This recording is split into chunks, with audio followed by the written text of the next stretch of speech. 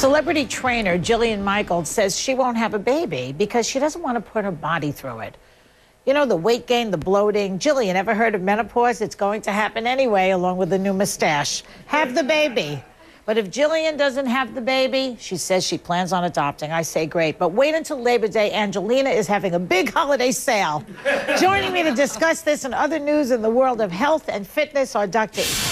Ian K. Smith, diet expert, host of Celebrity Fit Club, and author of Happy Simple Steps to Get the Most Out of Life. Dr. Travis Stork, host of The Doctors, not an obstetrician, and author of The Doctor Is In. And Jackie Warner, fitness expert and author of This Is Why You're Fat and How to Get Thin Forever. Okay. Ian, let me start with you. Gillian says she doesn't want to have a baby because she doesn't want to put the body through that, you know?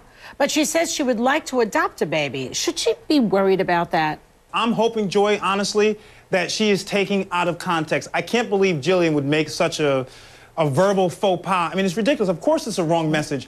People have babies all the time, and by the way, you know what women do? They lose weight, they exercise like she does, and they eat well, and they get their bodies back. That's nonsense. But you know, Ian, she also said about adopting that when you rescue something, it's like rescuing a part of yourself. She's putting out a message, a positive message to adopt. And why is it anybody's business what she wants to do with her body? The Octomom and Kate Gosselin have enough kids to balance out all of us. Well, listen, you're right about that. You're right. But listen, I don't mind her adopting. I think adopting is a positive message. So let me take the second half of her message. If she wants to do that, more power to her.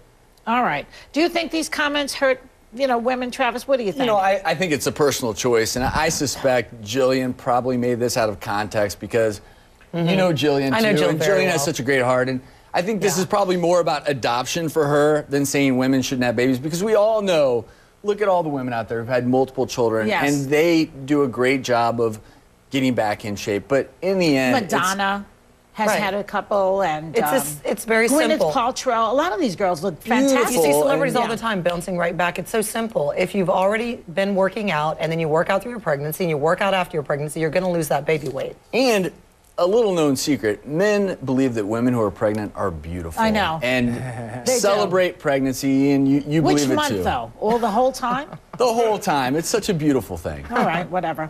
Is there anything you can do to help yourself with this getting back in shape? Getting back in shape, one thing. One thing is that you need to go to the gym consistently, 5 days a week. I mean, it takes that amount of time. Okay, and moving also, on. Hire a trainer, hire a trainer. There you go. Breastfeed. If you can afford breastfeed. it. Breastfeed. Thank you. Breastfeeding will get your uterus back together. I don't know about everything else. And you don't use pregnancy as an excuse to gain as much weight as you want. There's a healthy amount of weight gained during pregnancy. Gaining 100 pounds during pregnancy is not going to help. I only gained 26 pounds when I got pregnant. 26. That was it. That was pretty good. That was excellent. Yeah, but 1 month I gained 5 pounds in 1 month, and the doctor yelled at me. He said, "Lay off the pasta." You can imagine. Good doctor. Good you know, doctor. I mean, he didn't know that I was going to be okay at the end. They're a little hostile sometimes if you put on weight. I don't like that. You know, the truth is, this story is, with Gillian, her clock isn't ticking. If her clock was truly ticking, there's nothing that could stop her from having that baby. Okay, let's talk about this show, The Biggest Loser. Critics say it's not going to help the obesity problem in America. And they have the support system of chefs, these people, doctors, and trainers. The average person at home is watching this and saying, oh my God, I have to do this all on my own. I can't do it. Joy, you and I have known each other. So it's not really helping anybody, is it really? We've known each other for a long time, Joy. You and I both know that that show is completely out of bounds. Number one, most of America is not 200 pounds overweight, morbidly obese, so it's a misperception of what America is. Number two, losing 15 to 20 pounds in a week is not only unhealthy, but it sends the wrong message to the rest of America that if they lose what is good weight, by the way, 2 to 3 pounds per week, America says, oh my goodness, I'm failing, I didn't lose 10 pounds. Wrong message. And number three, by the way, the show is a great big black box. We don't know what they're eating, how much they're eating. All we know is they're working out 4 hours a day. Let me tell you something, Joy.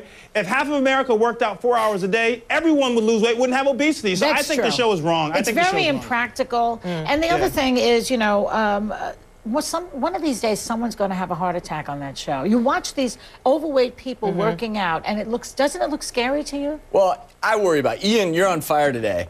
But I will say this. I would even say less than 2 to 3 pounds a week. It's not a race. Even less.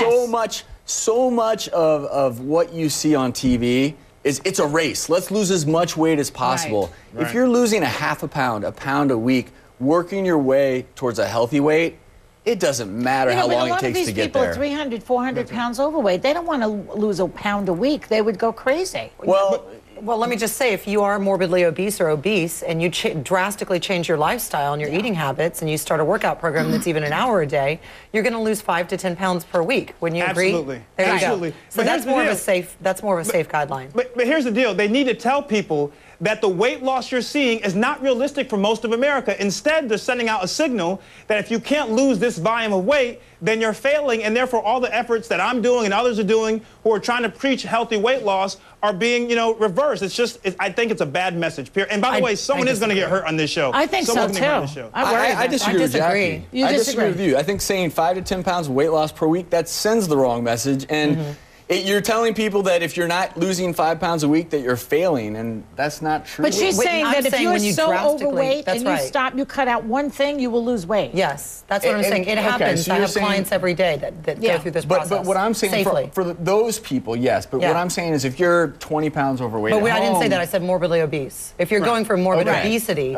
to a healthier lifestyle. But look, I disagree with Ian respectfully because I think that this show has brought to light so many things that are positive in terms of getting people talking about weight loss and obesity and all of these issues. But Jackie, including all the emails that I then get because they want to come on Celebrity Fit Club because they gained all the weight back. I mean, my issue with the show is very simple. Let people know that this is a very small test case. It's a controlled environment. Exactly.